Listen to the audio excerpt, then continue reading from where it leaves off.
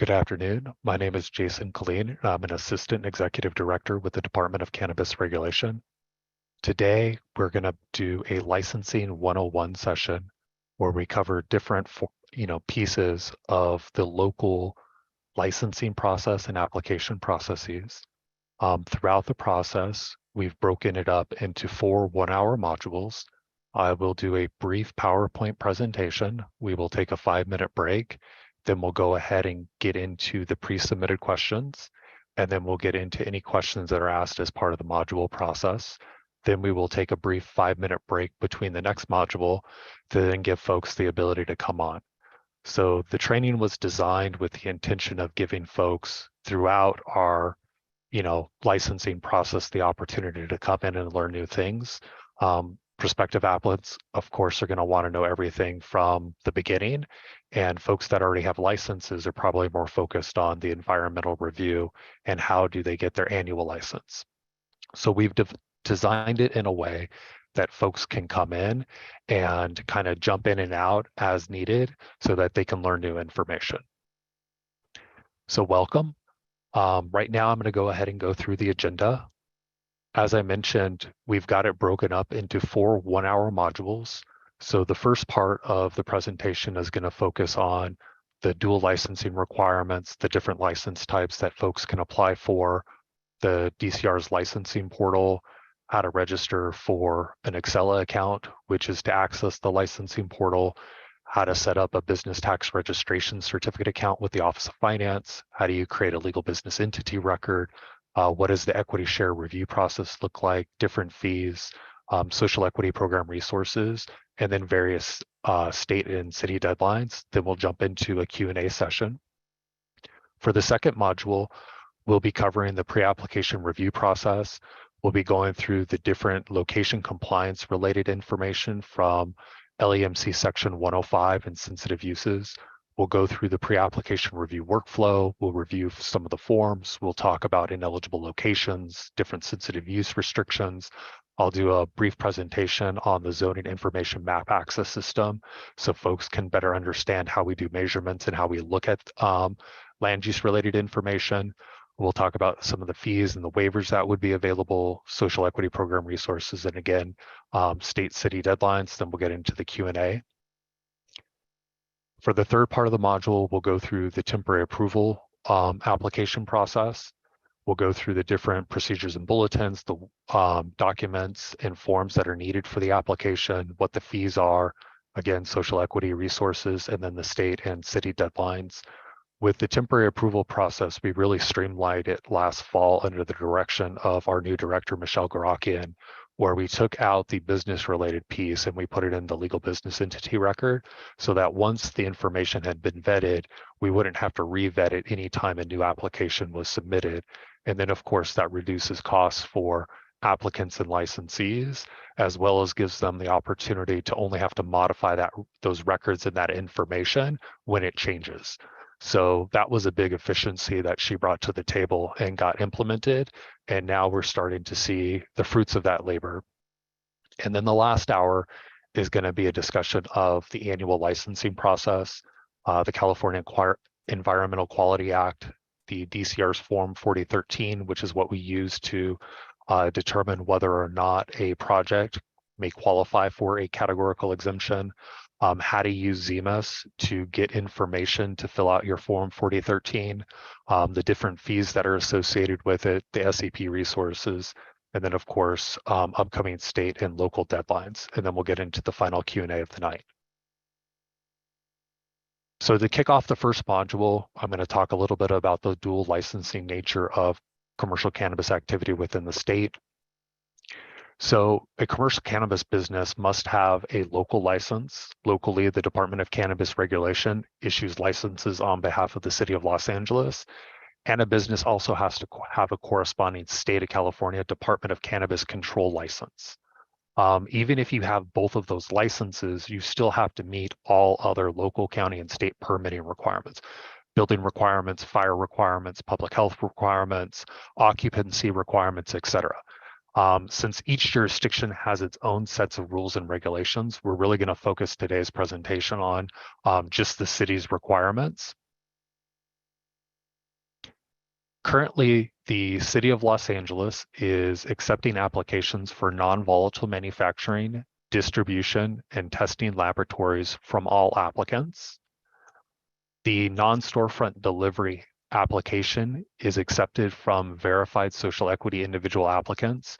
Applicants that were either verified in 2019 or 2022 have the ability to submit a non-storefront delivery application. We are not currently accepting applications for the cultivation activities.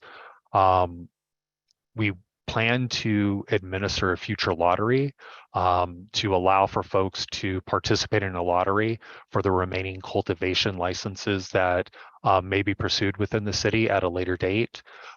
Certain social equity individual applicants have been selected through our phase 3 retail round lotteries. We administered the round 2 lottery last December, and those folks have the opportunity to submit a pre-application review record, and if their business premises is eligible for further processing, they have the ability to then submit an application, whether it's a temporary approval application or an annual application. And we plan to administer an additional lottery later this year to give additional SEIAs the opportunity to apply for the retail storefront activity. And we have not begun accepting applications for volatile manufacturing from any group yet. So new applicants are going to have to make sure that they've registered their online account through the DCR licensing portal. Any contact, whether it's an owner, primary personnel, or other contact that goes on a record, has to have an account through the DCR licensing portal. Additionally, if you're pursuing a license as a business entity, anything other than sole proprietor, you'll have to get your federal employer identification number from the IRS. And that's one of that's a piece of information that you'll need in order to register an account for your legal business entity, as well as register for your business tax registration certificate with the Office of Finance. So if you are planning to create a corporation or an LLC, it is important to make sure that you've registered that entity with the federal government as well as the California Secretary of State, so that you can have the appropriate entity numbers for your entity to provide to our local agencies, DCR, the Office of Finance, as well as state agencies, the California Department of Tax and Fee Administration, as well as the California Department of Cannabis Control. Then, of course, once you have your numbers, you'll be able to register for an Accela business account. And then from there, you can create your legal business entity record. So navigating the licensing portal. Once you've navigated to DCR's website, you have the ability to go to the DCR licensing portal. And we have the link here, and links will also be provided at the end of the presentation. When you get into the portal, you'll have an option to create an account. You can see there's a button down at the bottom of the screen, as well as register to apply for a license. That'll give you the opportunity to register a user account. So you as an individual will want to make sure that you have your individual account and you're assigned your individual ACA reference ID number before you go ahead and go in and create one for your business entity, just to make sure that your information, you have your information as an individual and you have the information for the business entity. When you create your individual account, you'll create a user name, a password, you'll assign it to an email address. The email address has to be unique. It can't be used for any other account within the portal. So if you have a business email address that you want to use for your business entity, you're going to need to make sure that you associate that email address with the business entity, and you either have a separate email address or a personal email address that you associate with your individual user account. Once an email address has been associated with a given profile for login purposes, it can't be reassigned to another user account without deleting one of the accounts. And DCR is the only personnel that has the ability to remove accounts. And to date, we really don't remove any accounts unless they're test accounts. So please make sure that you have the correct email addresses when you go to create your individual accounts. It'll ask you to select a security question and answer. You'll be asking whether or not you're creating an individual account or an organizational account. The organizational account type is for business entities. And then, of course, you need to know your first name, your last name, your social security number. You'll have the ability to provide a primary and secondary phone number, your date of birth, email, and your mailing addresses. It takes about 3 minutes to create an account. Once you've populated the information, you can navigate to the My Account option, and you'll be able to see what your ACA reference ID is. It's a unique 9-digit code tied to your user account. This information is important for when you submit either a legal business entity record or you submit an application record, because when contacts are assigned to those records, there's a lookup function, and the only way your user account will be associated with that record is by having the ACA reference ID input as part of the record intake process.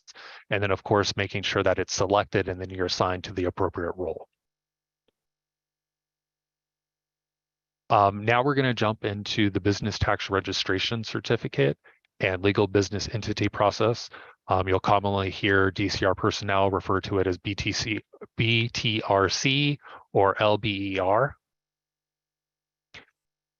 So all individuals and entities conducting business within the city of Los Angeles are required to register and apply for a business tax registration certificate through the Office of Finance.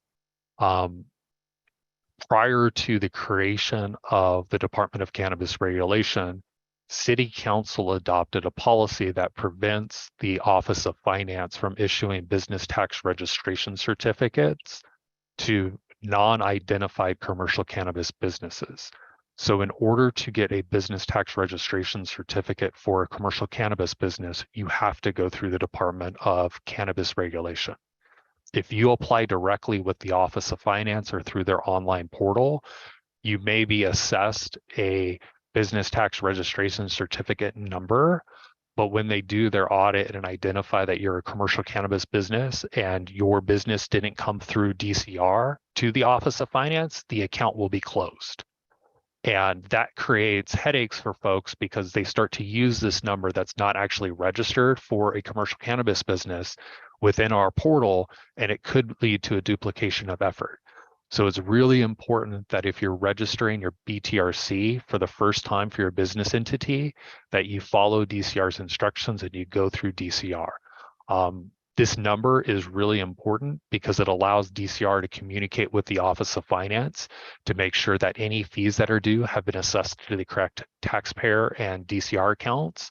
And it also makes sure that the Office of Finance has knowledge that your business is either applying for or has been registered to conduct commercial cannabis activity within the city of Los Angeles.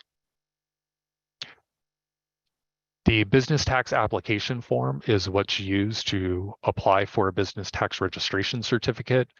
The form is available on DCR's website as well as the Office of Finance's website.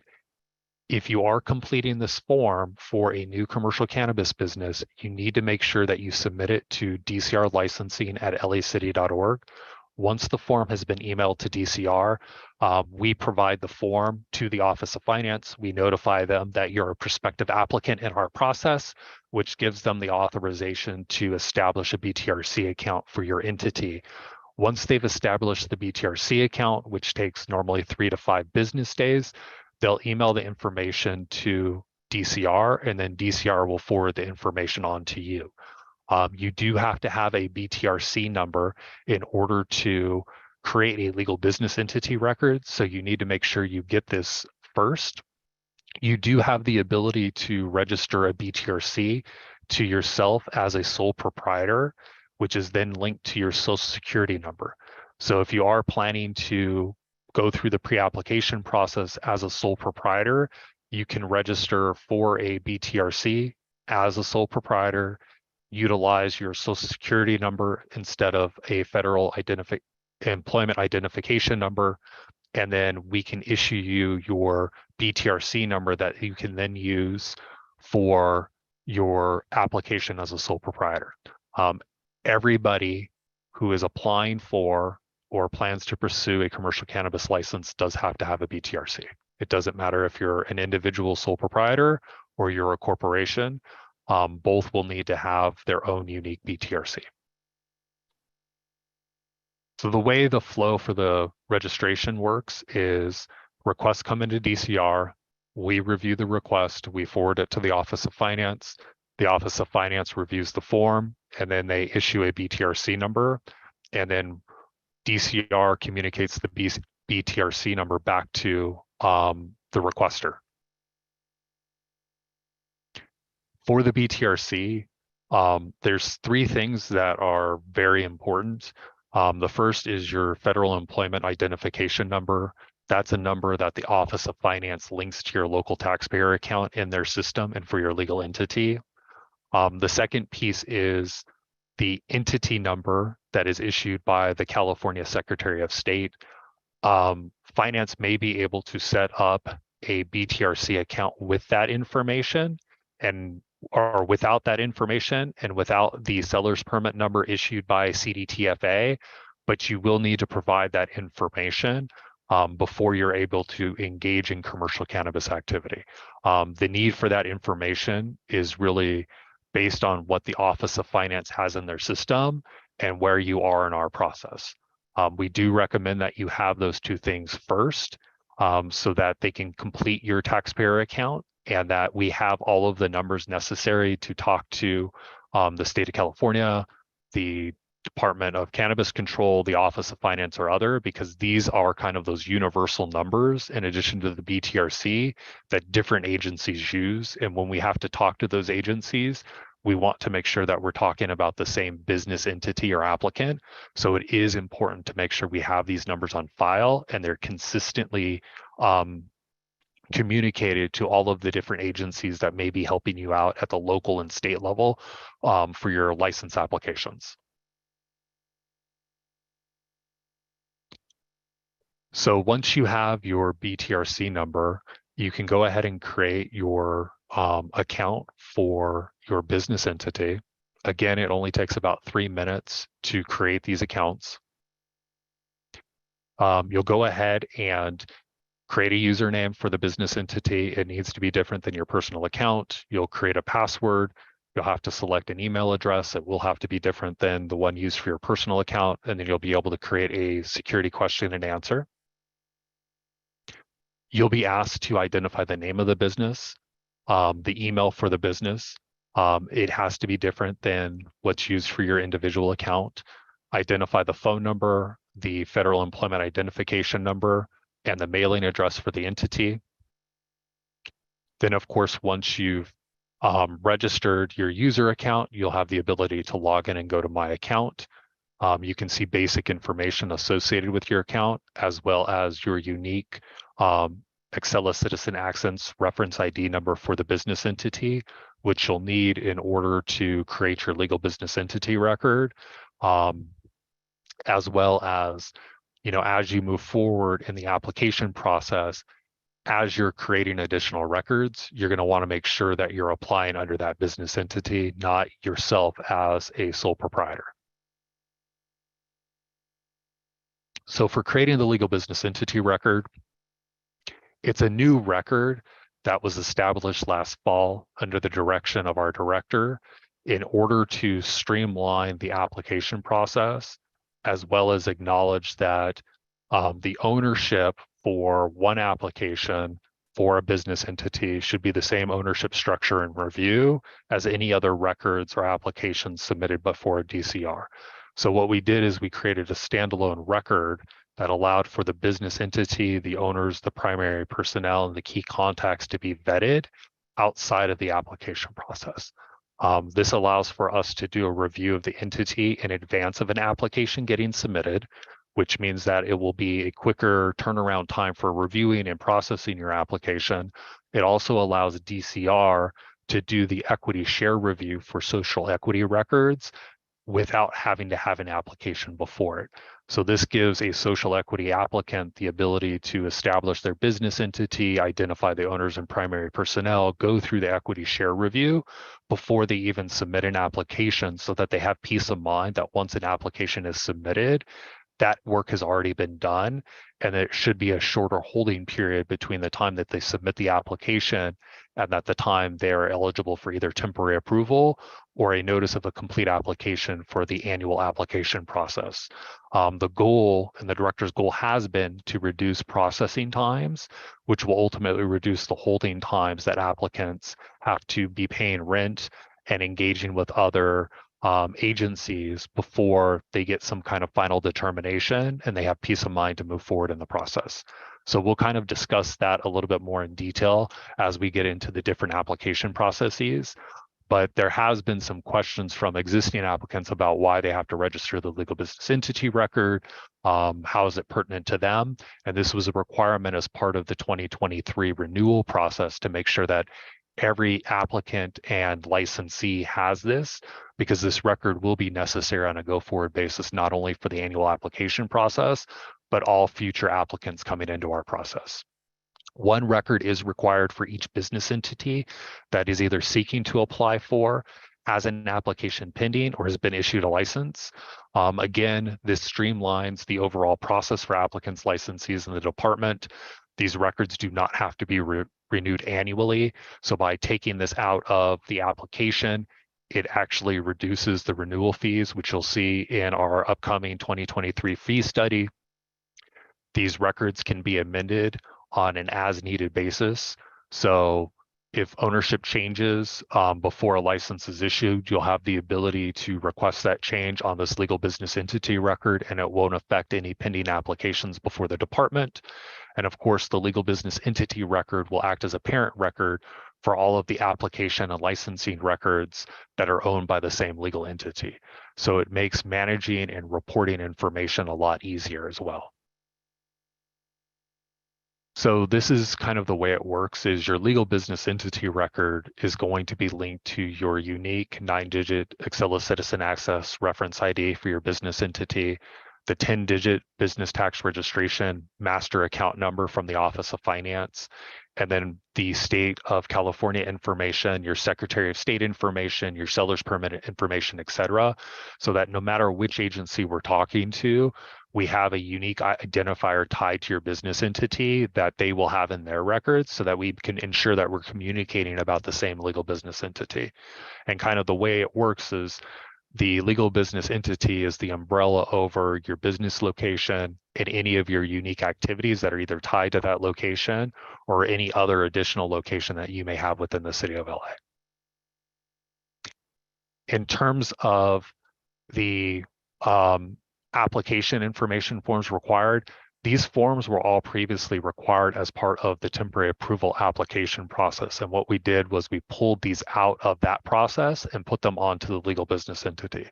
So now the primary personnel and owners list, the attestations, the ownership and financial interest holder forms, the financial information forms, and then for our social equity businesses, the owner compliance attestations, that will all live on the legal business entity record, and those documents only have to be amended or modified if there's a change to ownership, primary personnel, or financial interest holders. Otherwise, the information will just stay on the account as is until it needs to be amended.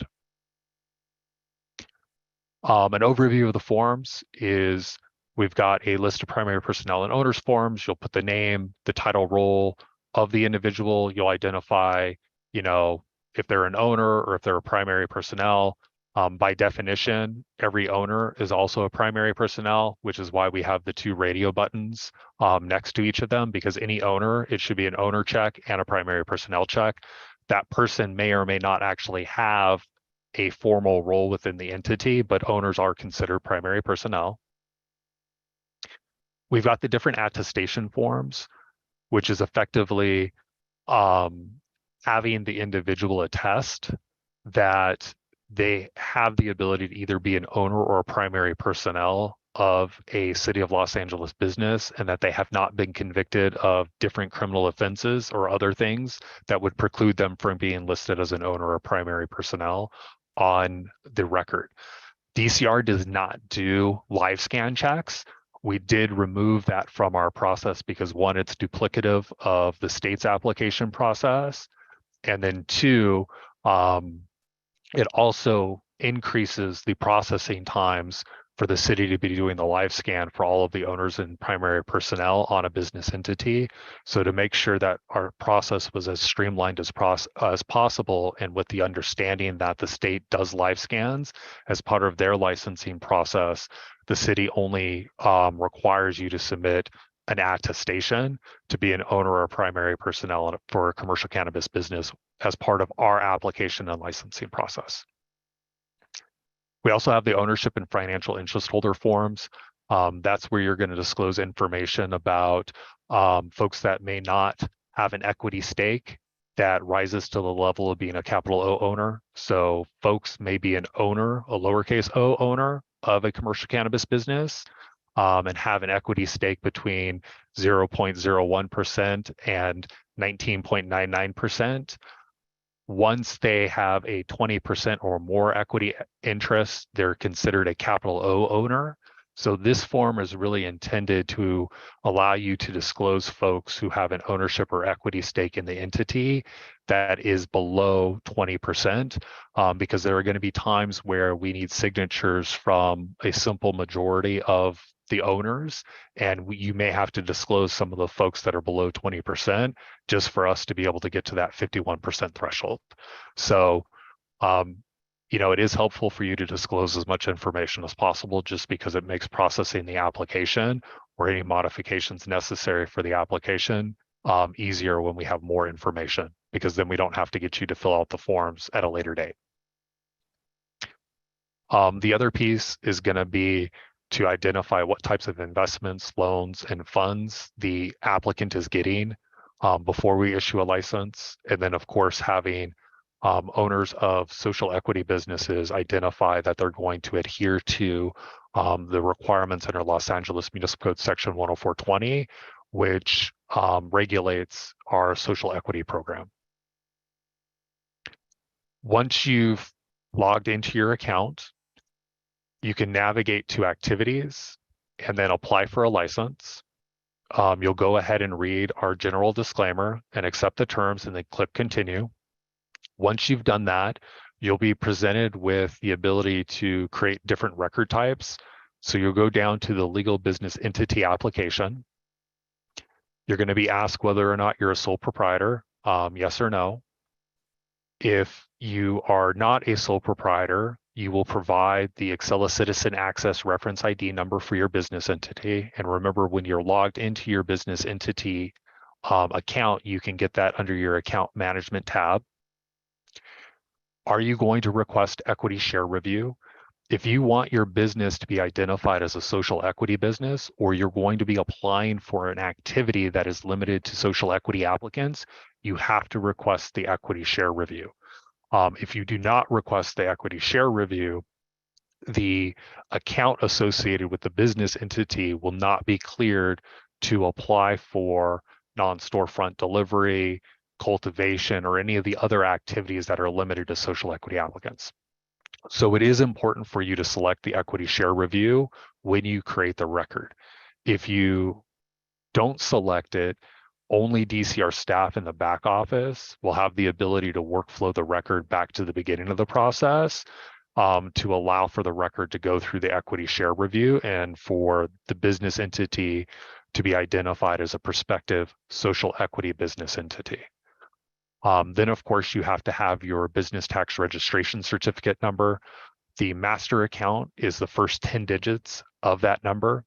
It always starts with 3 leading zeros and then 7 random digits assigned by the Office of Finance. And then you have the ability to designate whether or not you want to put an authorized agent on your record. An authorized agent is a primary personnel of the applicant or licensee that has the ability to sign and submit forms on behalf of the applicant entity. And it does reduce some of the signature requirements for some of the forms. So this is what the page looks like. I'm highlighting the BTRC master account number because This is going to be the first 10 digits of the number assigned by the Office of Finance. It will always start with 3 leading zeros right now, followed by 7 random digits. After the first hyphen, through the end of the BTRC number, that's a number associated with the location for a given permit or activity. So for DCR's purposes, those numbers don't matter, because when you actually do have an application pending tied to a location, that's the time at which we would use the full 15-digit number. Because if your business has multiple locations, or you're applying for multiple commercial cannabis activities, the last 5 digits of the BTRC number will always be unique to that location. The master account, though, is always going to be the same, regardless of how many locations or your business is associated with within the city. After you've answered the basic questions, you'll have the ability to add contacts to the record. You can click enter information. My preference is to use the lookup function. When you use the lookup function, it'll ask you for the ACA reference ID of the person you're trying to add to the record. And then once you've entered that number, it will give you a list of options for what their role is. And then you have the ability to select the different contact types. Once you're finished adding all of the contacts, you click continue. Then you have the ability to upload the documents and information that are required for a legal business entity record. If you need to edit anything, you can go ahead and click on the add button again and just override whatever file you selected. Once you've clicked continue there, you'll have the ability to review your legal business entity submission. You can look at the different responses to the questions asked. You can look at the different contacts that have been added to the record. You can look at the documents that you've uploaded, and then you'll read the certification statement and then agree, and then click continue. It'll show you the fees. If you do request equity share review, the fee to conduct the equity share review is $1,248. If you do not select equity share review and your record needs to go through equity share review at a later date, then of course you'll have to pay the $1,248, and it will delay application processing for you. So if you know you got to go through the equity share review, it's best to go through it early. Fees do get assessed automatically by the system. So if you're a social equity applicant and you're eligible for a fee deferral or a fee waiver, DCR does have to go into the record and review it, and then make the appropriate changes and notations on the record. But we can only do that after it's submitted. So for instance, our phase 3 retail round 2 applicants, they're eligible for fee waivers for the equity share review, reviewing the legal business entity record, the pre-application review, the temporary approval application. But only once they've submitted those records can we go in and verify that they are eligible for the fee waiver, and then go ahead and delete the fees from the record. So if you submit a record, it will add the fees, it'll generate an invoice. If you know you're eligible for a fee waiver, or you have a question about whether or not you're eligible for a fee waiver or fee deferral, please reach out to staff before paying the invoice, because once you pay the invoice, the best DCR can do would be to request that the Office of Finance credit your taxpayer account, and then you can use that credit for future fees or to pay any tax obligations you have. So if you have questions, please feel free to reach out to the department during normal business hours, Monday through Thursday, 10 a.m. to 3 p.m. via phone, or email dcrlicensing@lacity.org. So just, I'm going to do a quick overview of our social equity program and some of the tools that are available to assist social equity entrepreneurs. So, we're committed to promoting equitable ownership and employment opportunities within the cannabis industry. The goal of our social equity program is to decrease disparities in life outcomes for marginalized communities and folks that were directly impacted by the war on drugs. One of the components of the social equity program is the ability for social equity applicants and businesses to get business-related assistance, as well as ensure that the business does meet the equity share provisions described in the municipal code, which are under 10420. Prior to issuing a license to a social equity business, we may have to conduct an equity share review. We are required to do the equity share review for everybody other than phase 2 applicants before temporary approval is issued. And of course, for the phase 2 applicants, they'll either have to go through an equity share review if they're tier 1 or tier 2. For the tier 3 businesses that are not identified as being social equity businesses, they have to enter into a social equity agreement with the city and then submit that as part of their annual application. Social equity individual applicants generally need to own at least 51% of the business entity as part of the phase 2 process and phase 3 retail round 1. Folks did have the opportunity to apply as a tier 2 applicant, which means that they only had to have 33 1/3% ownership within the business entity. Businesses do have an ongoing obligation to comply with the equity share requirements, so it's not a one-time thing. Once we've completed the equity share review, it's tied to the owner's primary personnel agreements, operating agreements, bylaws, everything tied to the legal business entity. So if you are doing a modification to your legal business entity record, it may require DCR to do another equity share review to ensure that your legal business entity continues to comply with the requirements under 10420. There's various different filing fees. As you can see here, there were different fees for the temporary approval application process. The folks that went through the temporary approval application process under phase 1, under phase 2, under phase 3 retail round 1, different fees for general applicants, different fees for social equity applicants. So in order to streamline everything, our new director has given us the mandate to basically ensure that the temporary approval application fee is consistent for both general applicants and social equity applicants, which will reduce the cost for social equity applicants.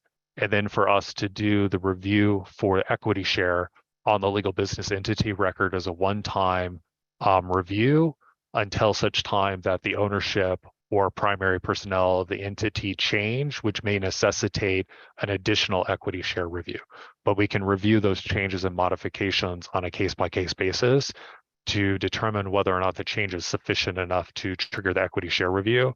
And she's done all of that with the intention of reducing barriers to entry for social equity folks and then streamlining the fee structure. So that's one of those big changes that you guys will be seeing a little bit later in 2023. In terms of our social equity program, the social equity team led by Dr. Amani Brown engages in business licensing and compliance assistance. They are managing a learning management system or LMS. There's over 140 hours of educational content and webinars that are already on the LMS. There's the pro bono, low bono legal assistance. There's one-on-one coaching offered by vendors. They have a job board. They're starting workforce development, and they just closed out the SEED 2.0 grant program at the end of March. As additional grant monies that can be provided directly to applicants and licensees in the form of financial assistance becomes available, they will be opening additional rounds of the SEED grant program.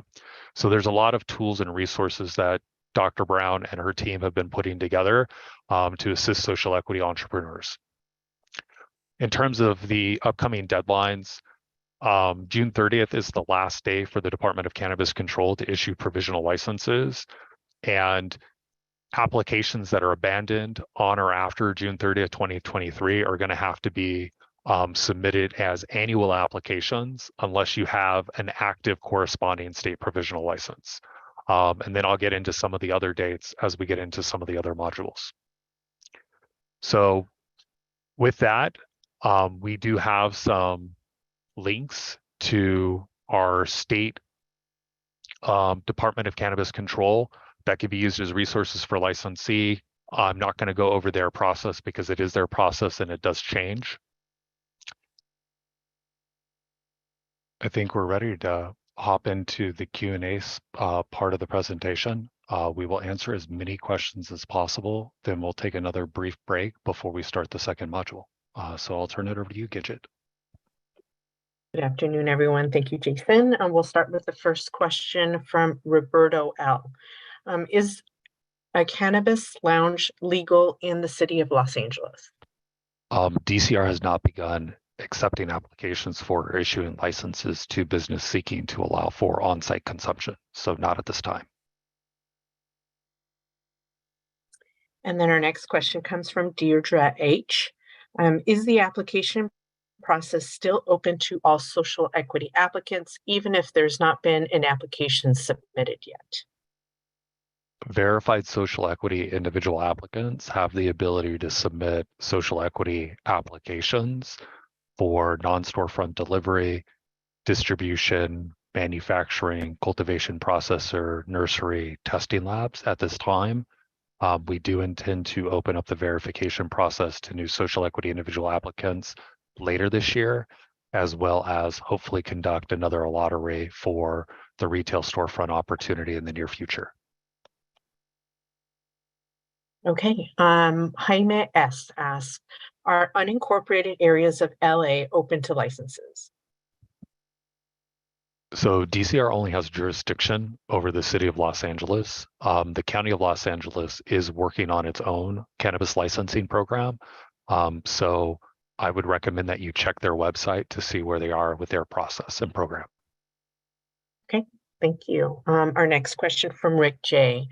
For a new distribution permit, do I need an approved cannabis CUP and or a new certificate of occupancy? So DCR doesn't issue CUPs, but if you're applying for a new distribution license, you would have to submit an application to DCR. And depending on your proposed location, you may need to get an updated certificate of occupancy to cover that activity type.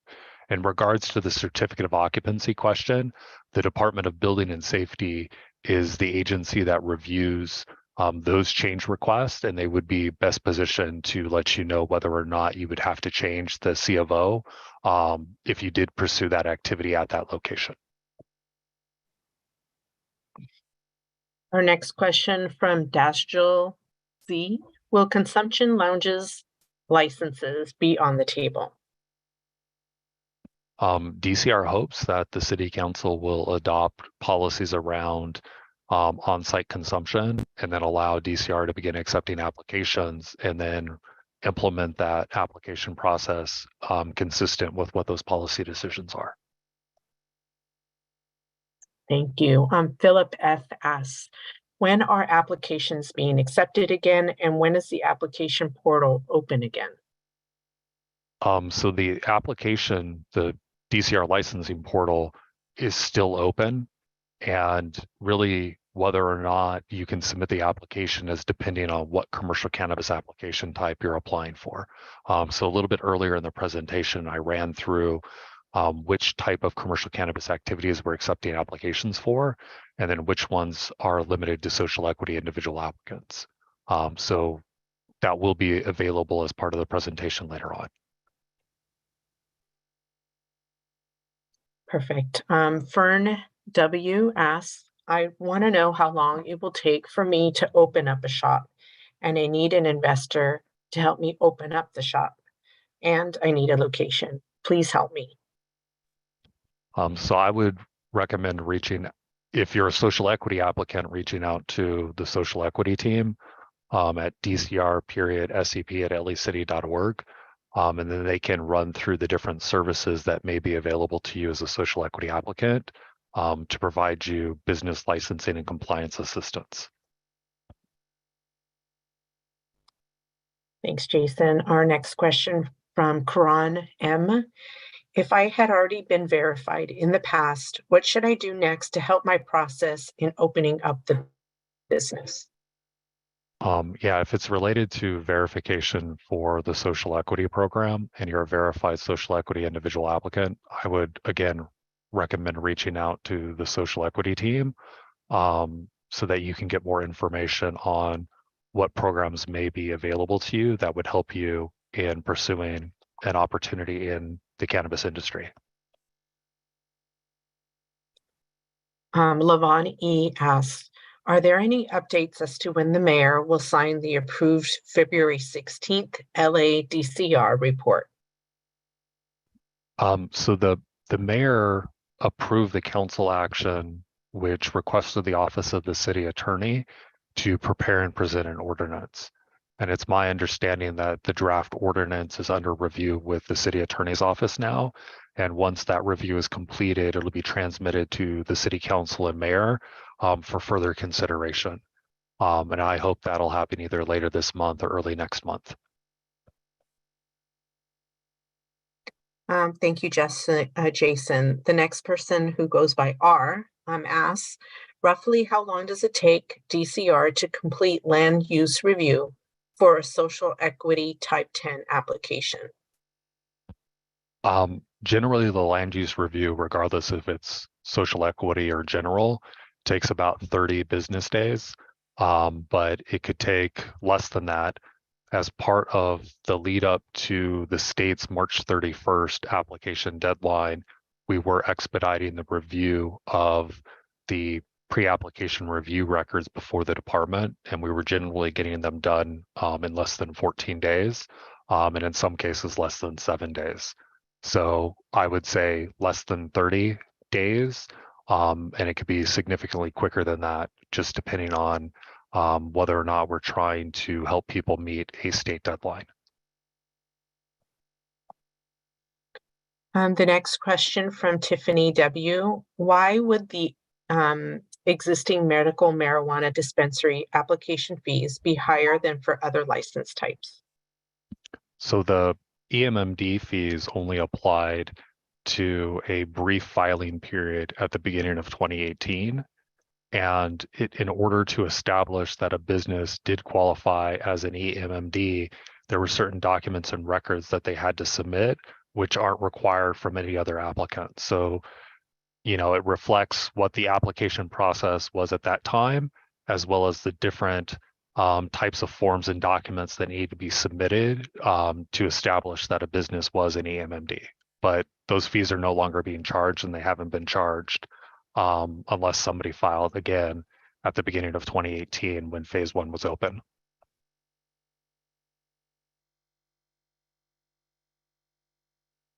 Jason, I think we have time for one more. Roberta asks, I recently logged into my account and I didn't show any applications, but I applied in 2019. How do I find my original application? You could reach out to DCR licensing at lecity.org, and you can provide us with your ACA reference ID number, and then any information related to that business entity or its location. What may happen is you may have not been linked to the record when it was created because they may not have used your ACA reference ID number.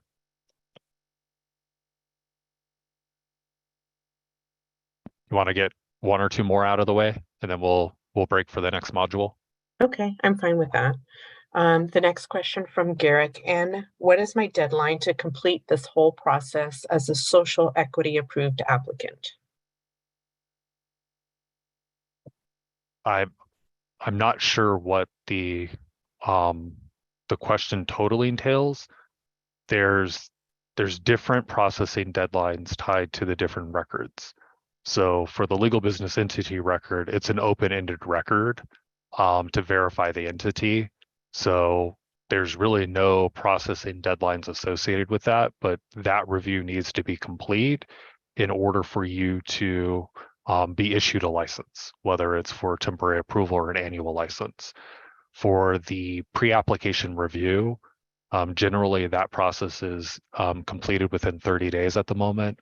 We've been significantly reducing our vacancies in the current year, and we should fall below 20% vacancy rate sometime later this month. And if your pre-app record is deemed eligible for further processing, you have up to a year to submit your temporary approval application. And then I would just invite you to stick around for some of the upcoming modules where we'll get more in depth with the different record types and the different processing times associated with those records. We have a question. It says, if I won the lottery in December for retail storefront and am interested in applying. The deadlines I need to be aware of are DCC's June 30th and DCR's January 1st, 2025, correct? And would this be for annual So license? for the most important one is for folks that were selected as part of the Phase 3 Retail Round 2 lottery, they have a year to complete the pre-application review process.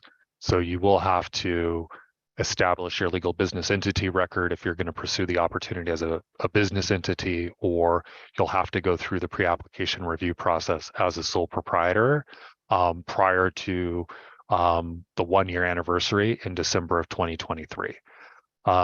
If you have not already submitted an application to the Department of Cannabis Control for a provisional license, then most likely you're just going to have to pursue an annual license.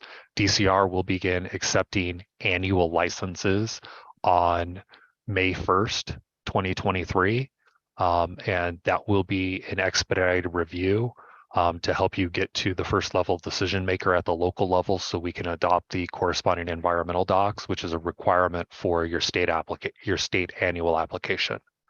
But just in terms of the different dates and stuff, the most important one is there is a 1-year limit on your ability to submit the pre-application review record.